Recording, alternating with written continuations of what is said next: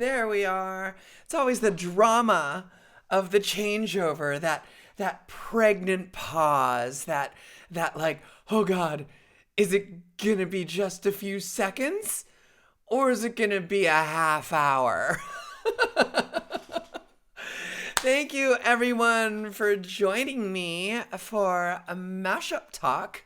I'm your hostess, Adriana A. And give it up for DJ Airson. Always, always, always bringing it for your Friday happy hour. Yes, I hope you enjoyed that. We went to, went to the island of Misfit Toys with a little tiki bar detour there. And always nice to see her partner Kat in there dressed up in theme. We are going hard. It is December. I've been holding back. I know that like, Christmas songs, they start getting played. I mean, let's face it. It's like Halloween is barely over and there's already Christmas decorations and Christmas shit in all the stores. There's Christmas music everywhere. And I'm always like, no. We're still gonna ride the fumes, the afterglow of Halloween for like another month or so. And then Thanksgiving. See, for me, Thanksgiving is the rule. After Thanksgiving, then you can finally start doing Christmas stuff. And even last weekend, I was kind of like, let's hold up, guys, because let's face it, we go hard for holidays, right? If you are familiar with our channel, you know we go hard. We especially go hard for Halloween. I mean, we did Halloween in April, also known as Aprilween. Of course, we did so many sort of Halloween adjacent themes in October. And of course, Halloween proper was 14 hours. It was like a total streamathon. And Christmas is a close second. I mean, Halloween will always beat Christmas. I think we can all agree. But if you scroll down below the video, you will see I post our monthly schedule every month. And so you can see that we have a lot of Christmas adjacent, let's call it that. So tonight is the Island of Misfit Toys, which obviously is based on the very famous, iconic, classic Christmas special from the 1960s with stop motion animation, which has since been redone with computer animation. It's been updated, but the Island of Misfit Toys, which, is obviously a metaphor for so many of us here on this channel, in the chat pod, people who come to our parties, the freaks, the geeks, the misfits, the ones that don't quite fit in.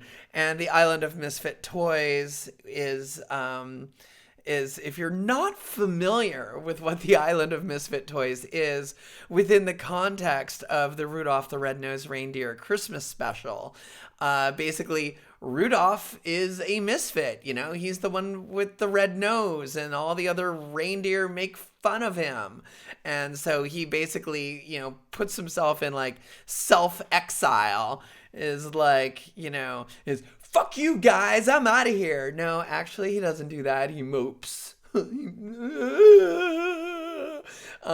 then he finds, as he's exiled self-exile out of the North Pole, this island where all the broken toys, the toys that didn't make it, or the toys that were defective, the toys that were just sort of something was wrong with them, and they all are on this island. And ultimately what happens is that an important lesson is learned that, you can be a little different, you can be a misfit, but you can still make it in this world. And as Muffle Mug says, yes, because deviation from the norm is punishable unless unless it's exploitable by the by capitalism.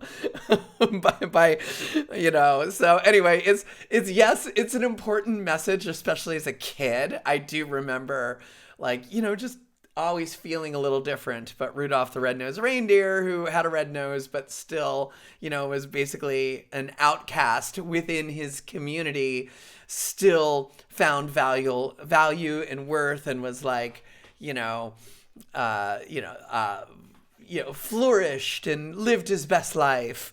So yes, being yourself is a great message overall. Of course, we can all fucking be cynical about it and be like, yes, be yourself as long as the corporate state can somehow figure out how to exploit you. You have worth. So anyway, let's ignore that little part of it and let's just stick with the it's okay to be different messaging. Okay. Anyway, so yes, tonight we are sort of celebrating the idea of being a misfit, but still celebrating that, and of course it relates to Christmas.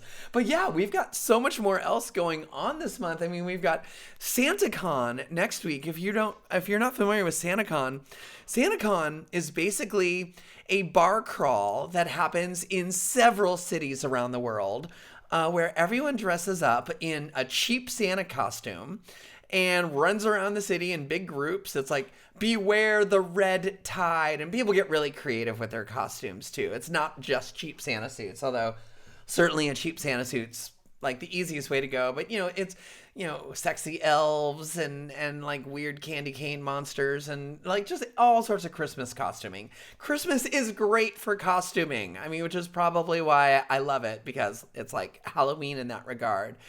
In fact, I love so much about Christmas up until actual Christmas. And then actual Christmas is usually like, I mean, at least in my family, was always a shit show.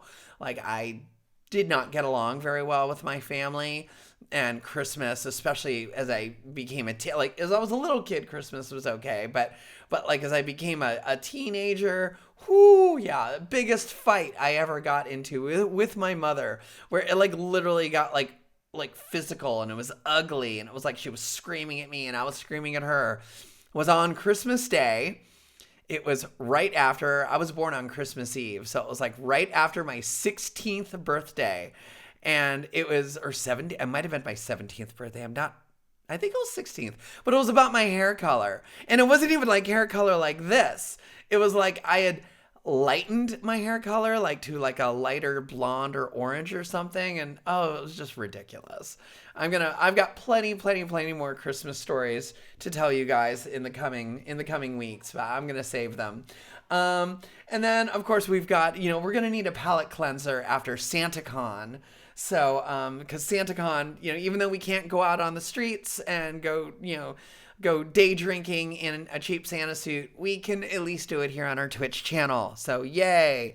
And then anti-holiday party. We traditionally do this always at our real life parties on the third weekend of December, because usually by the third weekend, like I said, like I'm all in on Christmas for like the first couple weeks, and then I'm just like a little Christmased out. Like I'm good with Christmas up until about December 15th, and then it's a steep drop off. So we are going to do the anti-holiday party. No Christmas music whatsoever. I was talking to Raimi, the dance commander of the Dance Commander Disco. I always confer with her when we're kind of going over themes, because of course we love our Dance Commander Disco Zoom party to join in with us and participate in the themes, especially since so many people in the DCD love costuming. And she was like, yeah, actually, I really like the idea of an anti-holiday party. And I'm like, oh yeah, let's do it. No Whamageddon, no Mariah Carey, no Christmas to speak of. It'll just be like a little calm before the storm of actual Christmas, which, of course, actually, I mean, Friday, as you all know, Friday is our big night here on Twitch. It's the one that has just traditionally been the big party. And Christmas is actually on a Friday. So myself and Jupiter Gatling, normally we go down to the south of Germany to visit her family, like total old world German Christmas with her Ukrainian family.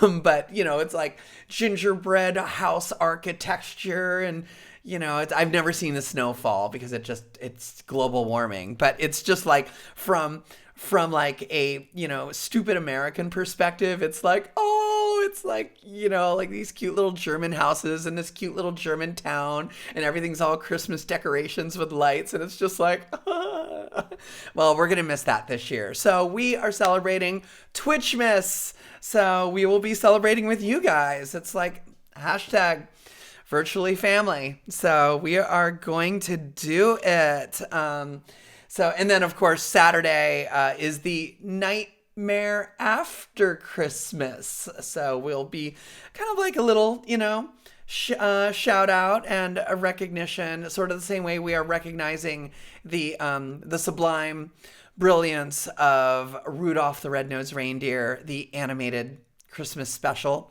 We will be recognizing the animated brilliance of Tim Burton's Vision, actually directed by Henry Selick. Let's not forget, Tim Burton's name is above the title, but he only did the character design and the scripting and the concepts, but he was like, oh God, stop motion animation? Fuck this.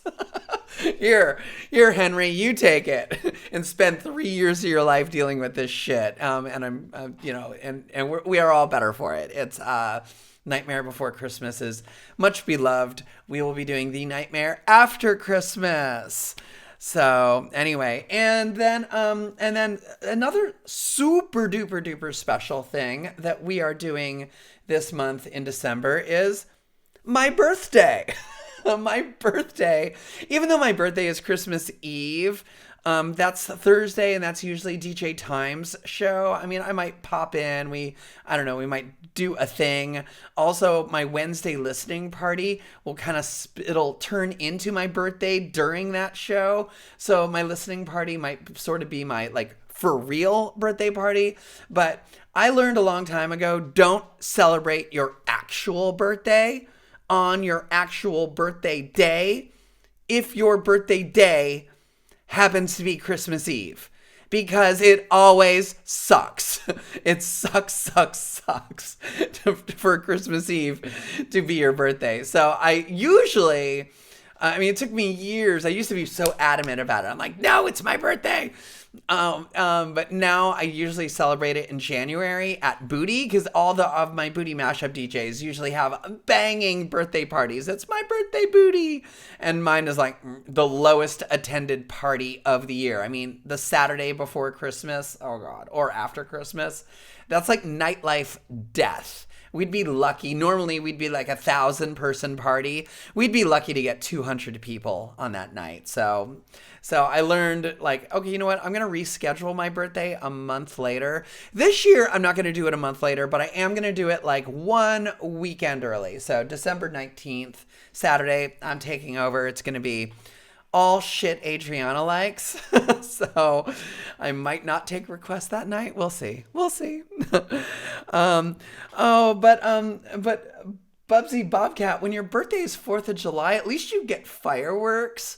I mean, and you probably still get presents. When you're born on Christmas Eve, it's like it's the combination gift birthday. Anyone with birthdays around Christmas, it's like, here, it's for your birthday and for Christmas. It's like, fuck you. Oh my God. Anyway, but the really, really special thing that we are doing this month is, it's not all the Christmas themed parties. It's not the anti-holiday party. It's not my birthday. It's tomorrow night. Tomorrow night, we have got a very, very, very special guest DJ. Finally! It's like, he did a guest DJ set for Booty Mashup back in I want to say 2008, 2009. I don't even remember. I would need to look it up. And I've been trying to get him back to Booty Mashup. I mean, actually, I kind of want to know. It's like, when the hell did he? You know what? Why look this up when I can just ask him myself? Ladies and gentlemen, boys and girls, those in between and or neither, are you ready for a proper Mashup Talk guest DJ on my show? Like, you hear me blah, blah, blah all the time. I think it's time to have another guest. And our guest tonight, in preparation for tomorrow's very special guest DJ set, is... wait. I need that air horn. I need...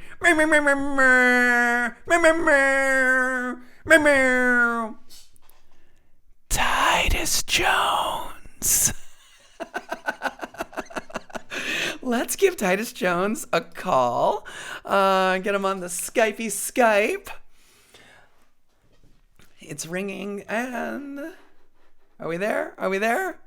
Pop on in. Are we there? Hey, Titus Jones. Hey! Oh, my dogs are barking. Oh, that's okay. Doggos, cute doggos. Welcome. PDS Mix is like Nashville, Tennessee. Represent. Yeah, that is where you are right. Calling in from. How are things in Nashville? Things are great. How have you never, by the way, you and PDS Mix live in the same town. How have you guys never connected? It's really sad. I don't know how we've never connected. We're definitely going to after this pandemic is over. We've established that, so it's gonna happen. Yeah. Okay. Good. I know it's crazy. It was like, especially now, PDS Mix is actually DJing after me tonight, and so we've definitely got a lot of Nashville representation this particular weekend. So I am so happy to finally get you back. I mean, when did you actually DJ in real life at Booty Mashup in San Francisco? Do you remember the year? Yes, it was the only time I've done it, and it was March of 2011. So coming up on 10 years. Okay, God. So it's been 10 years that I've been trying to get you back. Oh God. And this is even during the time, I think when you came in 2011, you were on like a cross country road trip with was she your fiance at the time, or did that come later? About that time, yeah. So fiance then, wife now, and then a couple of our friends. We drove from Nashville all the way to San Francisco. It was a long trip. Oh no, that's I love road tripping, and I have road tripped all over the U.S. I remember being jealous when you were like, "Hey, we're gonna road trip," and I'm like, oh my God. And I think I was like, oh, go here, go there. But I also know you're with 3 other people and limited time frame. So I remember you being a little exhausted by the time you got to San Francisco. Yeah, we were a little burnt out by the time we actually arrived. And then the drive back was 10 times worse. Oh, but God. it was a lot of fun. I don't know why we haven't been able to get me back there, but it needs to happen. Yeah, because there were even like a few years. At that time, it was usually we were like, hey, if you want to DJ at our party, you are more than welcome. We will pay you. We'll feed you. We'll treat you right, but we can't afford to buy a plane ticket or anything. And so we had a zillion people in our community come on out and basically get a subsidized vacation. But then there were like a few years where Booty Mashup was like insanity. And I remember being like, I will buy your plane ticket. Like, why? Why didn't you come out? You don't love me. We're going to make it happen. It's going to happen again. It's going to happen. Now, of course, I do remember that when I booked you, I was like, you've DJ'd before, right? And you were like, yeah, sure. And then I found out you had like DJ'd one thing once ever. Yeah, pretty much. Which, seriously, Booty Mashup, we're pretty like, we're pretty chill as far as like, we're not like the douchey DJs. It was like, that ain't no mix, and that kind of thing. I mean, I remember during your set, you pretty much had your whole set planned, which normally I'm like, no, don't do that, because you never know what the audience is going to be feeling, what you might get a request, or you realize, oh shit, they are not liking this vibe, and if you've pre-planned your entire set, you're fucked. Even though you pre-planned your set, I was not worried about you at all, because we had been playing all of your mashups for years, and every single one of them goes over great. So this is why I was like, oh, don't worry about it. Just hit play on that Ableton Live session and pump your fist in the air.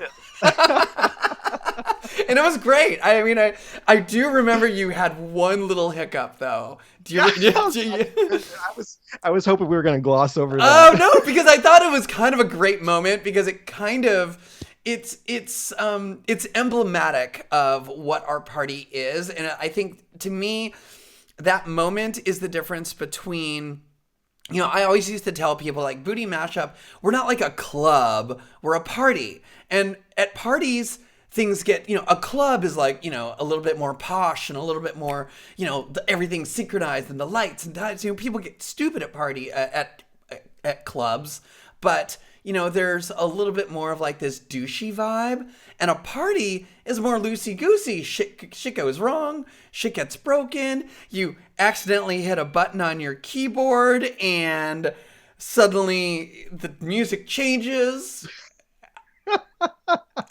That's exactly I will never forget. You remember that. I do, because I remember the look on your face of just like, oh, fuck, now what? And I remember kind of like just leaning over the DJ booth and was like, just put it back. And then you just like clicked back over. And because it's like Ableton Live and it was all like, it wasn't like what has happened. I mean, trust me, you don't know the kind of shit shows we've had at Booty Mashup where like Mysterious D is like in a total blackout and it's like dead silence for like a minute while she's trying to figure out like what is up with the decks, and she's like, something's up with the decks, and then DJ Time and I run up and I was like, you gotta hit the play button.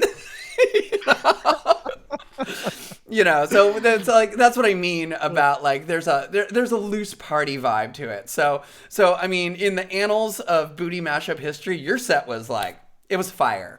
And this is why I'm really looking forward to, like, in that time period, you've put out, I think, 3 more mashup albums? Yeah. Yeah. Everyone go to Titus Jones. Here, I'm going to put it in the chat. TitusJones.com and download this man's mashup albums. So, I know you just put out a Halloween mashup. Mm-hmm. Do you have... how many mashup albums have you put out? It's like 4, 3. What is it?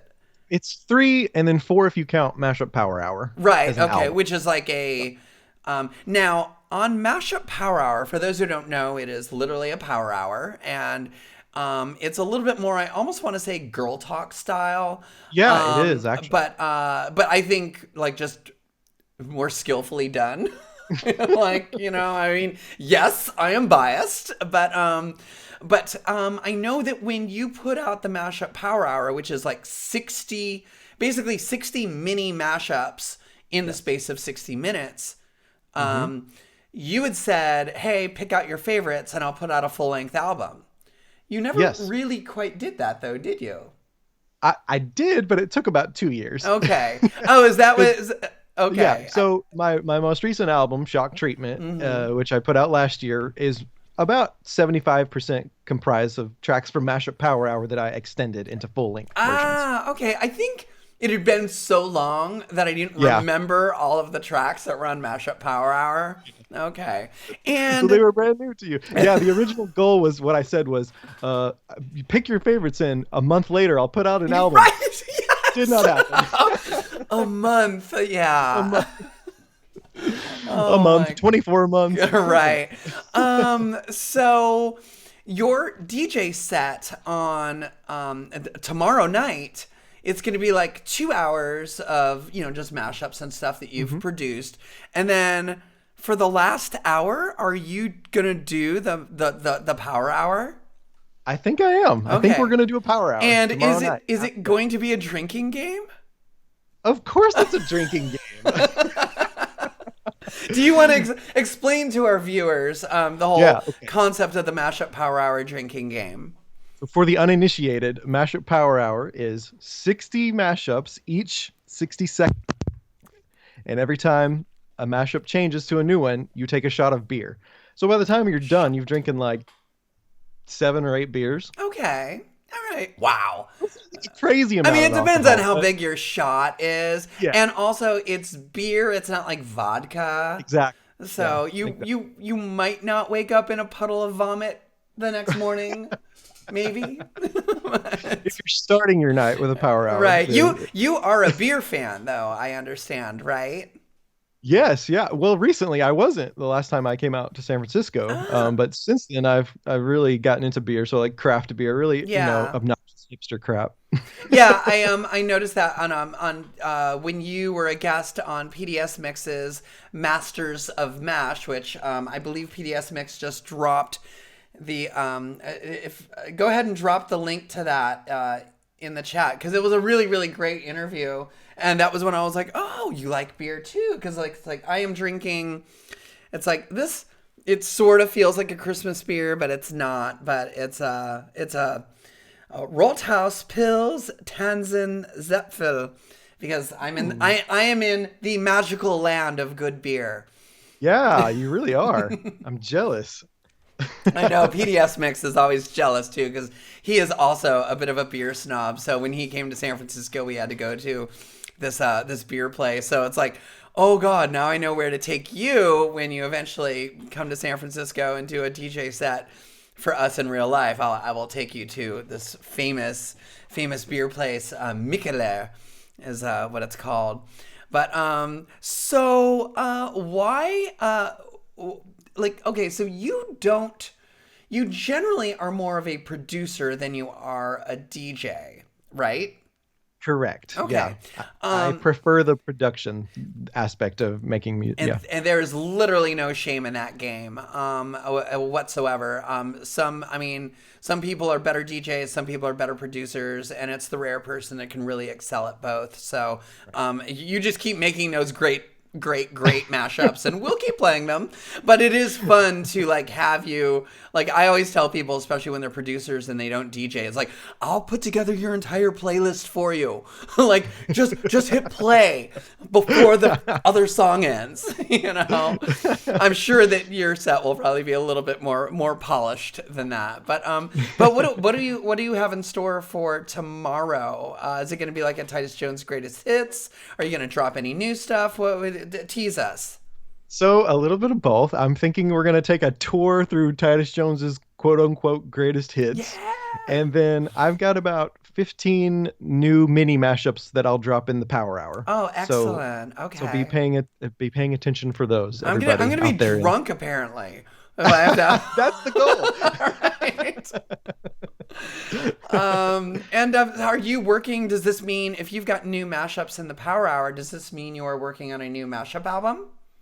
Yes, new Power Hour 2, Mashup Power Hour 2. Oh, okay. So All right. it's coming along a lot quicker than the last one did because I've since upgraded to Ableton for producing. When I was in San Francisco, I used Ableton to DJ, but Right. I was producing and mixing in Adobe Audition. Oh So my God. yeah, so I've since upgraded to Ableton, and it's mind blowing. Yeah, Like it's I don't even know how I produced mashups before. Like that is crazy. And are you on Ableton Live 10? yes, I'm on 10. Yeah, which Yeah. is so good. I mean, I kind of took an accidental break from making mashups for like 6 or 7 years. So I just upgraded last year from Ableton 7 to 10, and even that was like a significant like leap. It's like, oh my God, I want to go back and remake all my old mashups because it's the time stretching algorithm is so Right. much cleaner. Yes. It's like stuff locks in just way better. It's like, so okay, so you are on I the got I got so used to spending so much time making a mashup that when I made one in Ableton, I was like, this didn't take long at all. This doesn't feel right. I feel like I didn't do anything. yeah. I mean, this is like I was like, Oh, this is why there's those producers that can like just pound out a mashup like Well, once a day. Because I was oh, Ableton just locked it all in, shuffle some shit around. Fuck, I feel like I need to fuck with this more. exactly. Yeah. I've had like internal guilt about not spending enough time on each one. Yeah, exactly. All right. Well, that's good. How long ago did you was this upgrade? Probably in September is Oh my when God. I So very you recently, so like 3 months ago. you have made all of those mashup albums that are just very dense and like just a lot of sources, and you did that all in Adobe Audition. Yeah, I don't know Wow, how, but I did. crazy. Okay. Well, I hope that a change of software tools like increases your productivity because of course you know we're a stan. We have been since your Kelly Shoes Britney Spears Yes. mashup, like which is I think is that indeed the very first mashup you made? It'll be the first one that I take credit for. Okay. All right, man. The first one that you put Well, online that maybe it's still there online. You yeah, didn't pull it down and hope nobody notices. Okay. yeah. There were a few that I did before that that I don't really take credit for. Right. Okay. So yeah, I mean, I personally have been a fan of yours since then, and what I have always really appreciated with your work, of course, I'm a big believer in the purity of the A versus B mashup. There's certainly a sonic beauty to simply finding two songs. And I often find that when producers are like, oh, but I can mix like 10 songs all at once.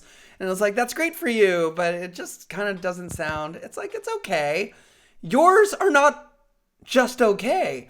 Yours are really well crafted mega mashes. Yeah, your Kelly Shoes versus Britney Spears was a classic A versus B, but you very quickly advanced to doing like A plus B plus C to now it's like typically you have 4, 5, 6, 7 sources in a song, but it never feels cluttered and it never feels forced.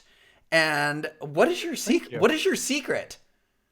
I, I don't try to do too much. I feel like the sweet spot is around maybe 4 to 6 for me in a Yeah. mashup. There's nothing. I mean, A plus B mashups are what started it all, and I love them. But I just enjoy producing, from multiple sources. So I just try to stay in that sweet spot. Like 4 to 6 or 7, and I definitely don't try and do any of the techniques you see some other DJs do that where they try and rearrange words to make new, phrases, things like that. I try to avoid that, Yeah. and just leave enough chunks of each song in there that people recognize it and they can sing along to it for a bar or two. Exactly. I mean, I think that's one of the big reasons, especially as a DJ at a party. People are singing along, and then they're Yeah. like, "Wait, what? Wait, what?" And Yeah. they kind of can't keep up with it. And I appreciate you also seem to be very well aware of song craft, like a pop song structure, which I think a lot of DJs are just DJs, so they know how to match beats, but they're not songwriters, they're not musicians, so they don't necessarily understand like a verse, chorus, bridge, middle eight, that kind of thing. And Yeah. you do. Do you play an instrument? Do you have like what is your music background? Yeah, I play piano and I'm learning guitar very, very slowly. My wife bought me a guitar like 3 years ago, and I've maybe learned three chords in those 3 years. So That's all I you can play need. a little. That's all you need. Punk, That's all you need. Yeah.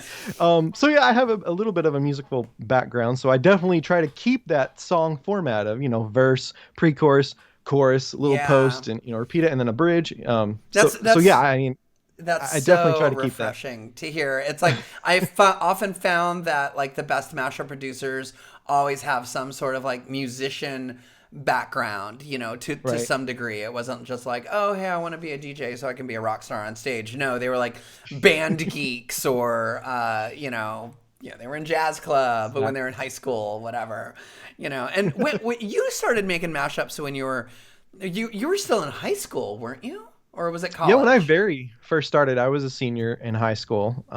making mixes for the cheerleading and dance team. So they were like medleys, not mashups. They didn't Sure. really evolve into mashups till a little bit later.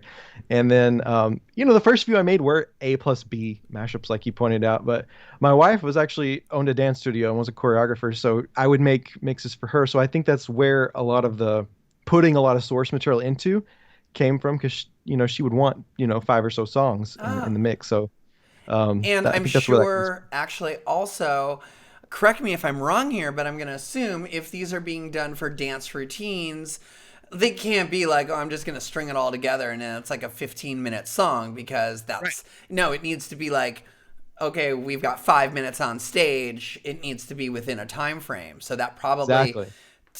tightened up your technique to, all killer, no filler really in that mashup. Yeah, I would say so. And a few of those first mashups that actually made it onto the Booty top 10, that was like one of my ultimate goals back in the day, was to get on the top 10. And Oh, so thank some of the you. first ones that you picked were actually ones I created for dance competitions for her. Oh, that's amazing.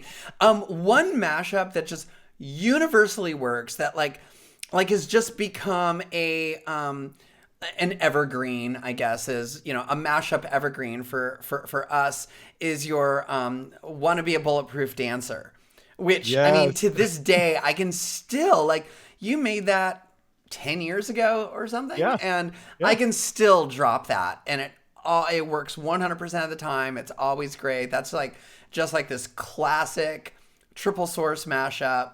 And, the gays always run up and be like, thank Right. you for playing Robin." Because like we're the only ones who know Robin, and Right. everyone else loses their minds over the Whitney, and the Yep. LaRue, for something for the indie kids. It's like it's Yep. all there. Yep. Curiously, there is one thing missing from that mashup that to me is a little bit of a Titus Jones calling card. There's no Britney. There's no Britney. Yeah. Tell me why Britney Spears ends up in so many of your mashups. I just feel like she's very mashable. And let's face it, she's a lot of people's guilty pleasure. Whether you want to admit it or not, some of her songs are amazing. I Yeah. mean, so she's just really fun to mash up. So that's why I enjoy using her so much. Yeah, and I mean, it's like, yeah, that is, it's pop candy, and she's had Yes. a long enough career that there are a few different phases. And even though, yeah, she doesn't, write or produce any of her own music, she always has a good team behind her, for better or And for that's worse. Because another thing. It's literally designed and calculated to be fun music, yeah, because she's not writing it with a guitar in her bedroom. I mean, a no, team of people are crafting these things. exactly, she's no Taylor Swift. Right. Yeah, Taylor's my girl. I like we did one of our biggest nights ever was like Britney versus Taylor night, and I remember being on stage and I was like, "Who's Team Taylor?" And it's like, "Woo!" And I was like, "Who's Team Britney?" Yeah. I was like, "Oh God!" And DJ Time's like, "I told you." Yeah. But oh my gosh. So you've got Mashup Power Hour coming along. Now, were you doing? I understand you kind of had like a music production job for a while. Is that what was that true, or was it just doing like all the like the freelance work for dance troupes and things like that? Well, I did production for a radio station Hmm. in college. So I did, all their imaging, kind of all the you're listening to this station, Sure. sound effects, that stuff. Right. And then I've been doing the commission based, stuff for cheerleading and dance teams for about 10 years now. Does that you still get commissions for that? No, I just meant like on they purchase, a mix from me. Right. No, I So mean, I've been to your website, where basically I mean, and this is not a common thing amongst mashup producers. So I want to talk a little bit about it because I think it's kind of a neat concept. But basically, correct me if I'm wrong. People will be like, "Hey, I want a mix for whatever. Maybe they just want one, but oftentimes they want one because something for their dance troupe or their drag show or whatever." right. And they can't make it themselves, so they can go to you and be like, hey, I want a mashup of this Lady Gaga song and that, this, whatever, Daft Punk song. And you can do that? I do it. I don't know if I can legally. Oh, no. Obviously, you can't legally, but these are works for hire that are for, private use only. You're not selling you're not selling them online. You are selling your service as a producer, but you are not selling the music. They Yes. Yeah. So but is that fairly, I mean, is that a booming business? Is it a little cottage industry? I mean, is it like they come in here and there? Like what's the deal?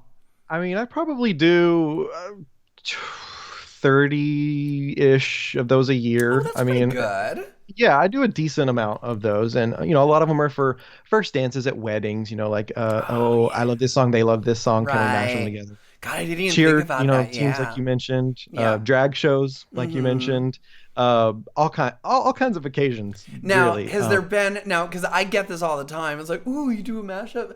Like, can you do this and that? And I'm like, Yeah. And even in my head, I can be like, these songs are off by like 40 BPMs Yep. and are completely in the wrong key. So Yep. I know they work lyrically, but songs are a lot more than just their lyrics relate, or they have the same, the same word in the title.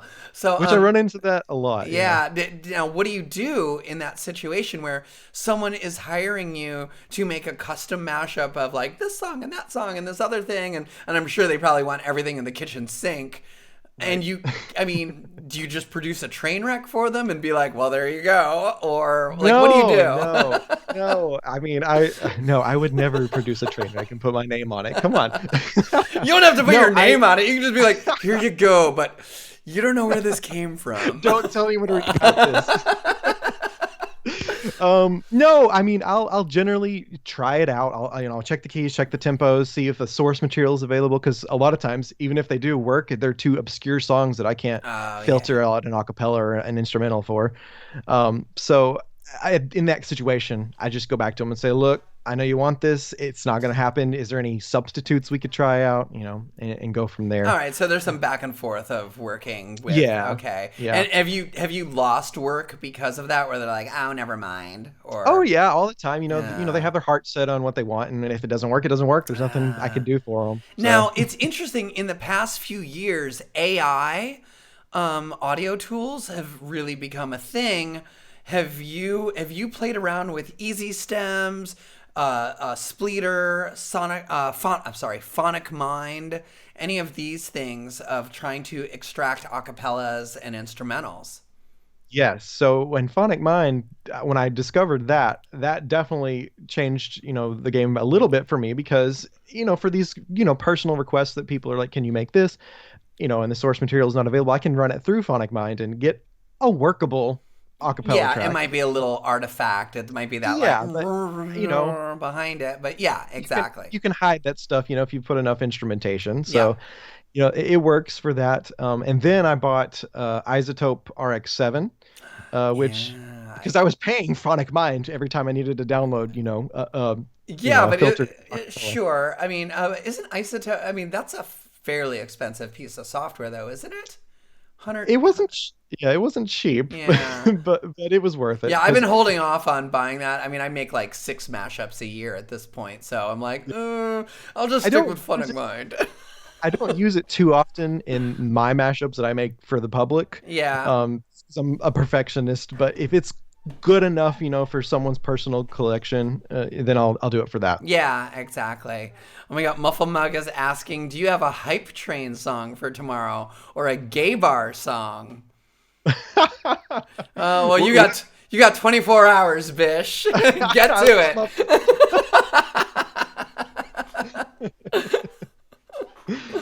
it. On this channel, if we have a hype train, we tend to play a song that has like references trains and stuff like that. Okay. So if you've got anything similar, then go for it. I'm not gonna put you on the spot and be like, Muffle Mug's one of our mods. Muffle Mug, don't put poor Titus Jones on the spot. This is like his second DJ set ever I for know. Booty Mashup. So I don't want to. He's gonna scare me off for another 10 years. I know. I don't want to. I don't want to. I don't want to scare you off. So, if you, I know part of the reason that I invited you to DJ is because you did you did crumple stock. You've done a few live streams. Is this something that, like, especially in the Corona apocalypse, you're like, oh wait, I don't necessarily want to go to a club and DJ and be a DJ, but have you enjoyed the live stream process? Yes, I was apprehensive at first, and I did the first well, my first crumple stock back in Mm, April. I think it was like the seventh crumple stock total, yeah. but I did that. They invited me to do it, and I was so thankful, and I was nervous, and I did it, and it was so much fun.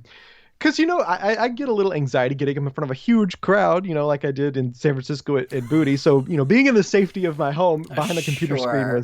it worked out well for me. Okay. Yeah. I mean, it's interesting to see the DJs and just the people who flourish with live streaming, especially since everything is shut down. Global pandemic and all, Right. and other DJs who are just like they don't want to do it, like they want to be there on like they just, and it is a little bit of a different animal. What I really liked about your crumple stock set, which is why I was like, ooh, okay, well, if I can't get Titus Jones to come DJ, at DNA Lounge for a big, huge Booty Mashup party, maybe a live stream, because it was super cute. You were chit chatting on the mic. You were doing shots with people, like especially the Mashup Power Hour. So I was like, oh, this might be the magic formula for Yeah. you. Yeah. Where there's definitely a kind of a cool comfort level, and your mashups are just killer. I mean, I am super looking forward to literally 3 hours of nothing but Titus Jones mashups. I could do that set too, but I'm not Titus Jones. You know? Well, thank you. That means a lot to me. Yeah. Yeah, I'm super pumped about tomorrow night. I think it's going to be a lot of fun. So we'll do 2 hours of greatest hits of Titus Jones, and then we'll do the last hour of a power hour. So have your beer Excellent. ready. Yeah, everyone hope you join us tomorrow at what time? 7 p.m. Pacific, 9 p.m. your time in Nashville, Yep. 10 p.m. Eastern, and what time is it in Berlin? 4 a.m. Oh my gosh. Yeah, I will probably be. I don't know. I'm DJing tonight, so now my body clock is going to shift yet again. So I will definitely be awake for it. For You can do sure. shots of Red Bull during the power hour. Club mate. That's the Yeah. drink everyone uses here. It's like, they drink Red Bull too, but Yeah. yeah. Okay, one more thing I want to talk about, because it is definitely a thing on this channel. You have got your fans. People are familiar with your work, and one of the reasons they are familiar is like, this mashup is by Titus Jones. And you have, to this day, still what I feel is the best DJ tag ever. It is like, like I was saying earlier about like being sort of like, we're not a douchebag nightclub. Right. We're kind of a loosey-goosey party. And I really kind of reject a lot of these stereotypical cliches of not just nightlife culture, but DJ culture. And of Yeah. course, DJ culture is all about that, like, "Brr, brr, brr, brr, brr," air horn. And it's like, Yes. yeah, it's DJ douchebag in the mix. And then you come along and you're just like, Titus Jones. It's like, it's just so, it is like the exact opposite, the total antithesis of that douchebag DJ culture. Yeah. Where did that come from? Like, what was it? What was it? Just like an offhand, like, yeah, I'll do this, or was it like specifically thought out to sort of be this like kind of reaction against that? So back around like 2008 or 9ish, I started running into the issue of people taking credit for my mashups online.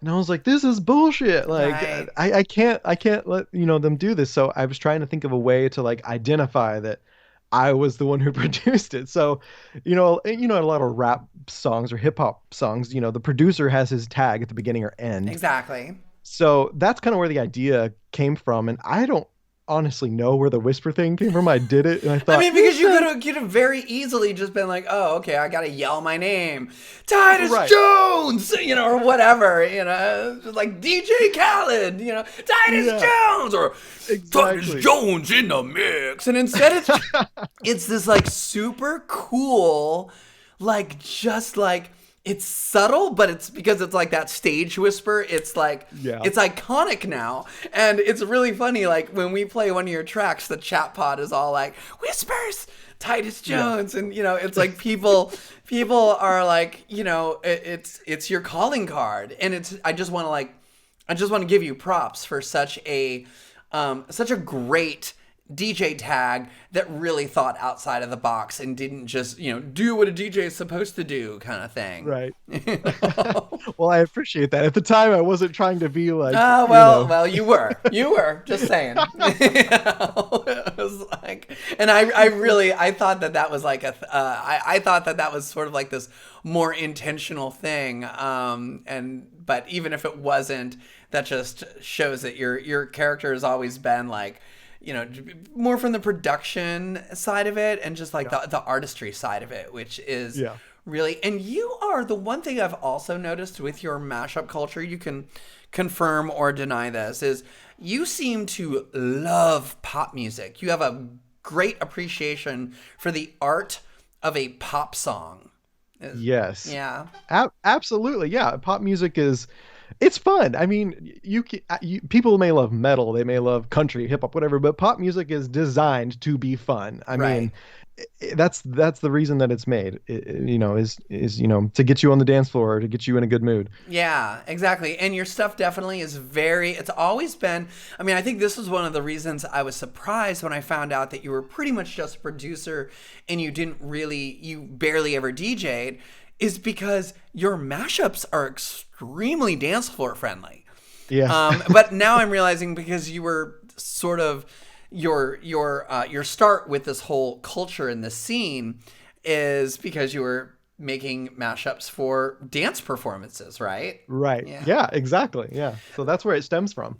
So, last question, and I realize I usually start off my interviews with this question, but somehow we're saving it till the end. What was the very first mashup you ever heard? Very first mashup I ever heard was the Smells Like Booty, Nirvana and Destiny's Child. Oh my God, mine too. Really? Yes. Yeah, I mean, it was like I got a CD. I heard about the mashup before I actually even heard it. I read a review in Entertainment Weekly about this bootleg mashup album from the UK. So I ordered it. And I'm pretty sure I didn't just like stick it on and listen to it from start to finish. I'm pretty sure I was like, smells like bootylicious. We're going straight to that one. And so I'm almost positive that was the very first one I ever heard. Where did you hear it? Like how? Like in a radio shop or club? What? No, so PDS Mix and I were discussing this on his show when I was a guest on there. And when I was in high school, we had satellite TV and they had like the music channels. So there was like a top 40 satellite radio music channel I'd listen to in the morning before school, and they would play mashups in the morning. And that was the first one that I was like, what is this? Is Bootylicious? Oh wait, or no, it was the Nirvana instrumentation, right? Yeah. I was like, so this is Nirvana. Wait, no, this is Destiny's Child, and it was just blew my mind. So from that point, I got and I was like, what is this? I got to find more of these. I got to seek out what these are. Yeah, and that was the beginning. Yeah, and I know you also ended up on Gaibo and several of the that early 2000s mashup scene, and it feels like the scene is fractured quite a bit since that time. But you've been one of these people that did not leave it for dead. You are still producing. You're still active in some Facebook communities, and certainly here you are on this channel. Like, what keeps you? How have you not been like one of these people that's like, oh well, but what I really want to do is produce, or original music. Like, Right. Well, how do you still have a love and drive for mashup culture? Well, I do have other, musical goals. I'd love to produce. I worked with Leslie Hall and produced a remix Mm. album for her. So that was, definitely something I wanted to get into and try. But I, I love the fans' reactions to the mashups and how much they seem to love them. And I was a little burnt out by the time I finished my last album, Shock Treatment, because Yeah. after I had done Mashup Power Hour and then, took another 2 years to try and put up an actual album together, I was burnt out by the end of it. And I was like, my inner monologue was real dramatic. This is my last Mashup album. I'm not going to do it anymore. And then Oh. I saw the reaction online, and every time I put one out, the reaction just boosts me back up, and I'm like, I love this. I got to keep doing this. This is fun. So, Okay. Cliffy Fjord has a question. Wants to know what your day job is. a video editor, Oh, actually. okay. That Yeah. which is really only one step removed from audio editing. Right. So that Yeah. makes perfect sense. Okay. Yeah. Yeah. Why are there not more mashup videos of your songs then? Because when you spend all day editing God, videos, I this don't want is to come home and make yeah. a I mean, mashup video. this is the exact same excuse that Lobster Dust gives. I mean, Lobster Dust is an amazing mashup producer. His day job as well is being a video editor, and he said exactly the same thing. It's like I don't want to do more of this shit. This is my day job. Exactly. Exactly. Oh, PDS Mix is like, just have Panos T do it, Yeah, and plus, why would I make the videos when I've Right. got Panos T? He does an amazing job. Yes, So he's sort of like, video editor to the mashup stars. yes, So, he is. anyway, Yes. awesome. Well, I am so looking forward to your set tomorrow, Saturday. Oftentimes when I have a guest on Mashup Talk, it's like, okay, now go DJ. But yeah, you are actually on tomorrow. So everyone, hope you join in. And Titus Jones, thank you so much for coming on to the show and hanging out and chit chatting. Yes, thank you for having me. I'm super pumped about tomorrow night. It's gonna be awesome. Yay! All right, we will see you tomorrow then. Okay. All right. See you then. Bye. All right. Titus Jones, everyone. Yes, that's I've been seriously like ever since he DJ'd Booty Mashup in 2011. It has been like, every 6 months or so, I shoot him a little message. Hey, why don't you come on out? It's like, I'll fly you out this time. Hey, I see you're coming out with a new mashup album. It's like, want to do a release party? Nothing. So I am super excited. I'm as pumped as he is that tomorrow we will be doing that. But tonight, good people, it is raising the desk from a sitting desk to a standing desk because I cannot do a DJ set sitting down. I did a few during the beginning of the Corona apocalypse and was like, oh no, that's not gonna work. I need to stand up.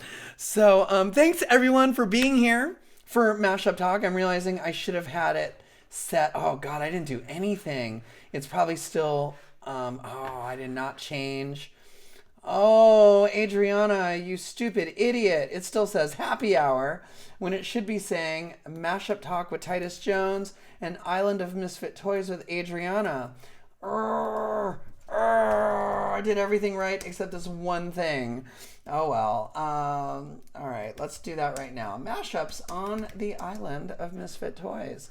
Crap. Oh well, I'm an idiot. I will fix that. What I do with Mashup Talk often is I will clip just the Mashup Talk interview or show.